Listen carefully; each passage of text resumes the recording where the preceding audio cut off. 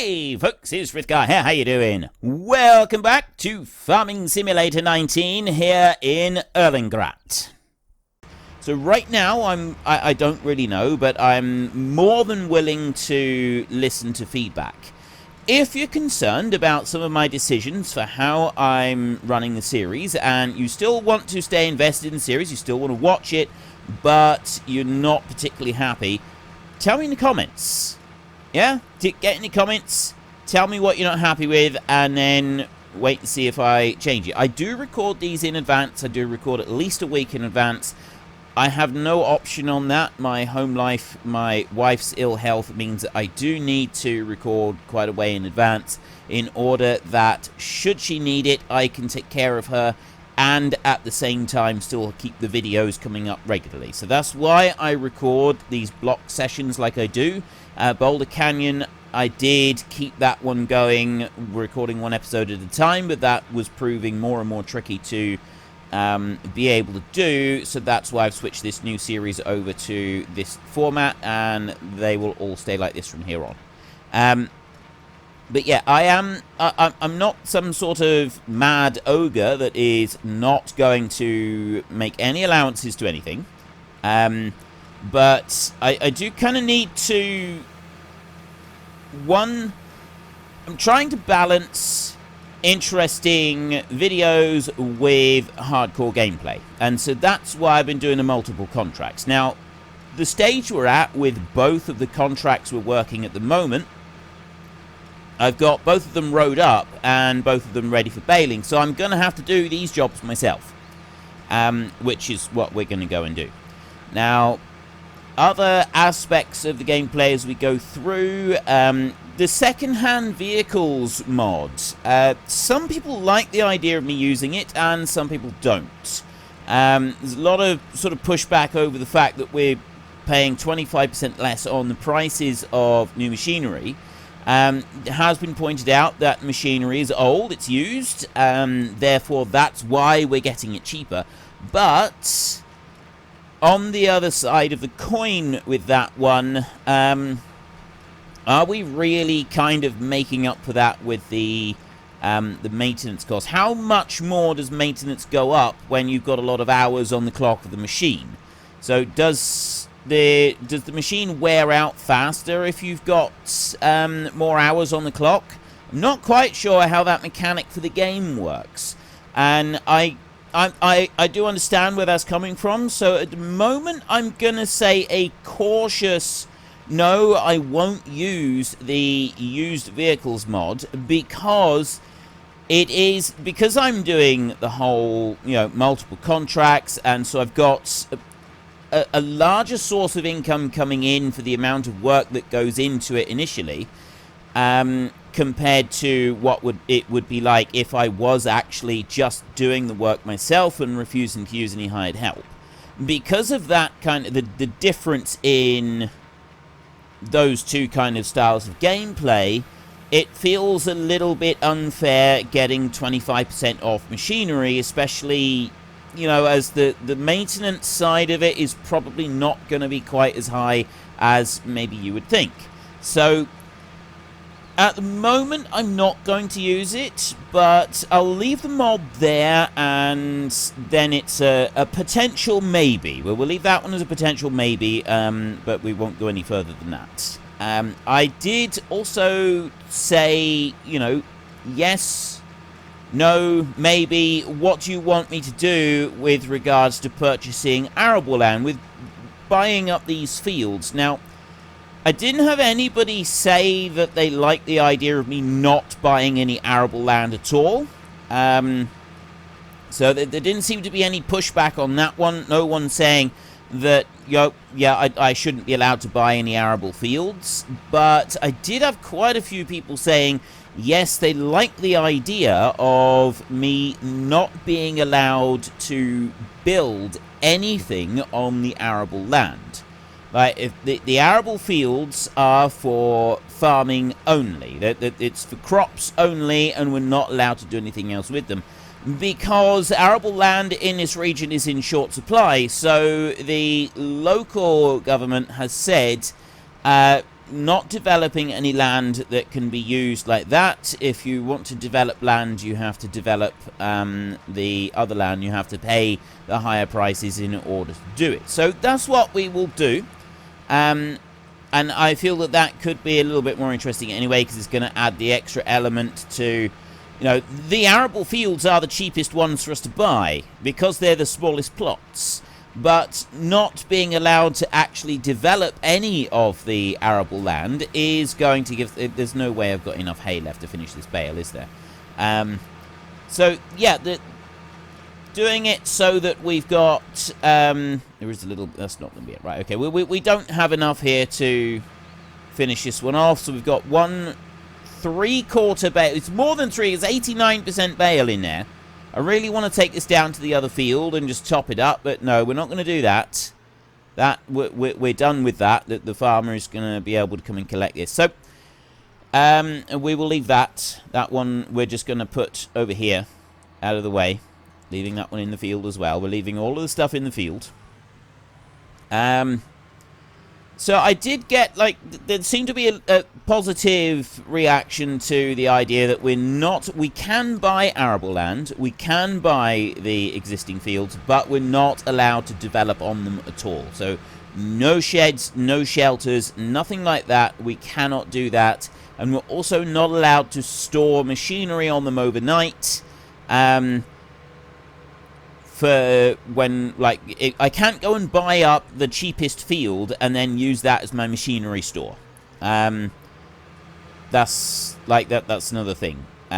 So yeah, the plot over there where the pickup truck is, that's going to be our first plot of land that we end up buying, and that's where we can start to develop our own property, our own land, and work our own place over there. And we've got to buy that before we can start buying any machinery, so that we've got somewhere to actually park the machines that we're going to be using. I did say, you know, should I have to take the machines back to the dealership once I'm done with them, or leave them up in the field? And someone said, well, the farmer is providing the machines for you, and as part of running a contracting business, you've got to have public liability insurance. And some of those public liability insurance policies would require that if I was using machinery from someone else, they would be checked over by a professional first. So the farmer is taking his machines to the dealership where they're being checked, which is why we've got to pay that fee in order to have these machines there and able to be used. Well, we'll say that's one of the reasons, you know, because they're having to be checked over and made sure that they're all acceptable and able to be used, and that's why we're paying a fee to be able to use them. But because they actually belong to the farmer himself, they don't need to be returned back to the dealership. They were only going there in order to be checked over for purposes of our public liability insurance. And once they've been checked, then they stay in the field and the farmer will get them from there. So that bit, everybody seemed fine with. And the whole public liability insurance thing, I really like that idea. I cannot remember who it was that suggested it, but thank you very much, because that is a really, really cool little backstory kind of thing for it. And that's the one that we're going to go with. So that's why they go to the dealership, is to be checked over, so that we're then able to be using them. That's most of what I wanted to cover. I think that was most of the feedback that I got and my reactions.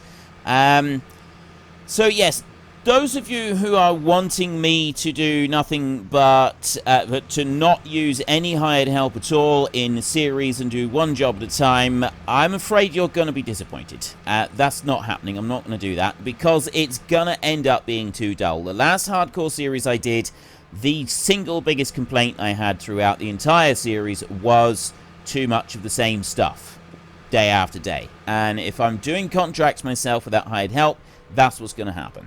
And I don't want that. I want this one to move along at a reasonable pace. Now, the other things that we've got in place, I feel, do still qualify this as being a hardcore series. We've got... economy is on the hardest difficulty anyway, and I've got plenty of other things that we need to do and that we are not allowed to do and so on, such as we're not allowed to take out any loan at all. We're not allowed to... like the whole thing with the loan, several people pointed out, you know, I'm fresh out of college, and this is my backstory. I'm fresh out of college, really love it here, want to move in, but I've got nothing. I don't own anything at all. I've got no collateral. I've got nothing.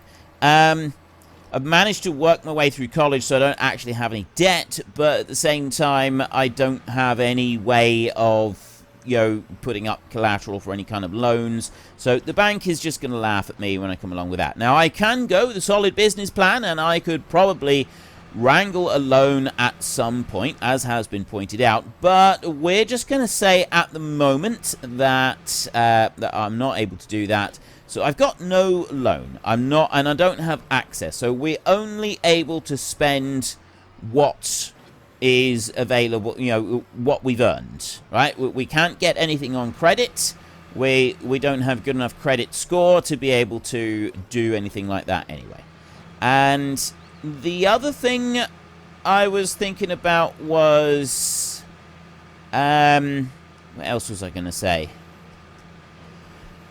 No leasing any machinery. Now, some people did say that maybe I should be able to lease machinery. No, we do borrow machinery for doing the jobs, but, you know, I could simply say, well, you know, leasing is not always an option. It does depend where you live, as to whether there's anybody that actually leases machinery in the first place. It's not always something that is readily available in every area. Where I live, you can lease a lot of things, but you certainly can't lease everything. Right? There would be quite a few bits of machinery that you would struggle to be able to lease. And so we'll just say that that's the situation here. Now, which way I don't want to go down the chicane down there, so we're going to want to go this way and come around here. Unfortunately, we can't cut through there, although I don't think it's going to make a lot of difference. We've got to get to the barn. So we're going to have to go over this way. How many bales have we made? Which one is it? It's that one. Created bales. Ah. Because it's on a contract, it doesn't tell us how many bales we've done. Wait a minute, I'm going to count them. I have another 32 bales, which means that we've got exactly 2 more loads to do after this. So I'm not sure how many of the bales are going to be job complete.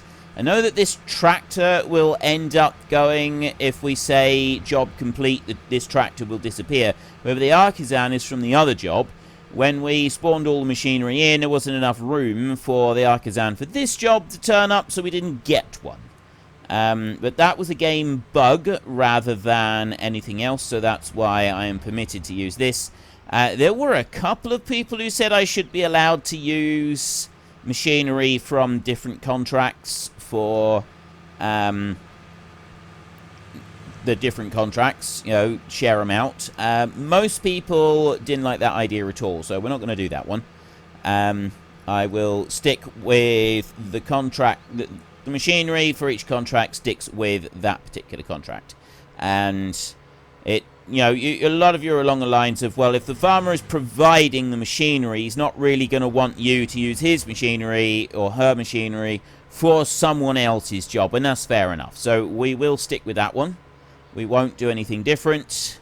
Now, I need to come out and around here. Something that was suggested, which I thought was a pretty good idea. I've already failed on 2 different jobs. I stopped doing them. I gave them up and said, no, we can't do these. Someone suggested that there should be a penalty to pay for when such a thing occurs. Now, I was wondering how I could do that. How would I force a paid penalty in order to cover it? Because if, like, my money is tight and I have a penalty, then I could go into negative money. I can't just go and buy something from the dealership that would put me into negative money. That doesn't work. Now, what I could do is I could buy a whole load of items. I could make something and buy, say, get a particular weight of some kind, one of the tractor weights, something like that. Let me just show you very quickly what I'm sort of thinking along the lines of. It would be an easily identifiable, something like a front weight that's not going to be put somewhere. So say that lizard barrel weight, that one is easily identified, stands out, yeah? Or that one there, that 550. Probably this one. Right, if I was to take that one right there, I'm not going to use that for anything else. And so get rid of this price tag and set it to free to start with, and buy, say, 10 of them. All right. I was looking on my phone app. I probably shouldn't be doing that while I'm driving along the street. Look on the... buy up 10 of those barrel weights and just move them around the back of the shop, somewhere out of the way where they're not going to interfere with anything else being spawned. Then, can I drive round? I don't even know how this one works. Have I got to reverse all the way in here? Pretty much, yes. This is where you sell bales. You ain't coming in here with an Arctic trailer loaded up. You're not coming in here with any kind of road train. This map is not designed for big machinery. Certainly not for selling bales. There is no selling of bales in there on a large scale. That is just not going to be happening. I got to get in round there somehow. I wonder if I can actually drive in from the other side. I don't think that I can. When I come back in here, yeah, I can just back round that corner there. But that's not going to be an easy one to tip out to. I like this. I like this. In fact, it's actually a bit of a squeeze to get in there. It does kind of fit with the theme of the map. That's what I particularly like about it. What was I talking about? Oh, yeah, the barrel weights. Buy the barrel weights, set them to 0, so I've got like 10 of them, put them around the back, and then adjust the price of them, and set them to, say, $2,000, 2,000 euros. Right, we'll dump you in there. So that's that one done, and then I can start folding that one down. If I set the price of them to $2,000, not $2,000, sorry, minus $2,000, or slightly higher so that I get the right rate coming back, something like that. Say 2,500. We go here. You are 20% done. You're 53% done. I will go and get another load. Yeah, $2,500, something like that, and then negative money, though. So then what I do is, if I fail a contract, I sell one of them back to the shop, and because it's negative amount of money, when I sell it to the shop, that money's taken away from me. I lose the money. If you set the value of something to negative, when you go to buy it, they basically pay you to take it. But if you go and you sell that item, if you actually go and sell that item to them, then you pay them money to take it back. So that's how I can set it. And then if I fail a contract, then I have to sell a weight immediately upon failing the contract. I have to sell one of the weights to the shop, and that's basically forcing me to pay that money immediately, regardless of whether or not I've actually got it available. So if I was to fail 2 contracts immediately at $2,500 a piece, suddenly I am... Oh no, I don't want to go up there, do I? That's not the way that we're supposed to go. We want to carry on around here. No, that's not the way at all that I want to go. I took a wrong turn here. I'm still getting lost in the Alps here. We didn't want to turn up this road at all. We want to go down this way. So that way I pay a penalty. Right? That could be... That's the easiest way I can think of to actually pay a penalty. Get a load of barrels, set the price on them, and then if I fail a penalty... If I fail a contract, if I give up on a contract, then I have to immediately get rid of one of the barrels, and that knocks money off of my total. Which means it can push me into a negative balance, and that's the important thing. That's what I like about doing that, is it would force me into a negative balance. And That way, I've got to be very careful about what jobs I accept and what jobs I don't accept, right? That there would be a little bit more kind of a thing for it right in there. But, I mean, I don't know. I'm not actually planning to fail any more contracts. I mean, we could put contracts on time limits, but, again, I'm not really planning on that. So, it was kind of, someone suggested the idea, and I thought, well, that is a good idea. I kind of like that, but I'm kind of also hoping that from this point on there won't be any more failed contracts. That was literally like we had 2 of them because I didn't have the fertilizer and stuff, and then that's it. We're not going to do that anymore. So yeah, I like the idea, but at the same time I'm not sure how well that's going to, like, how much that would be affecting anything really. Now if I had adjusted the bale capacity on the baler before we started, I do have the bale capacity mod active on this series, so we can use it if we want to. Didn't at the moment, and I'll leave that one just for now.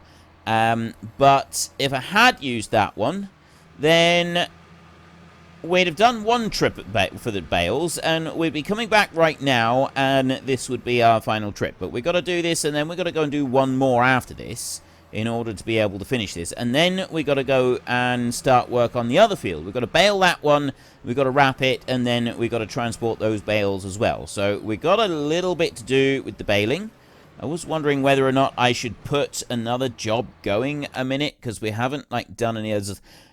Oh, I do have a sowing job right there.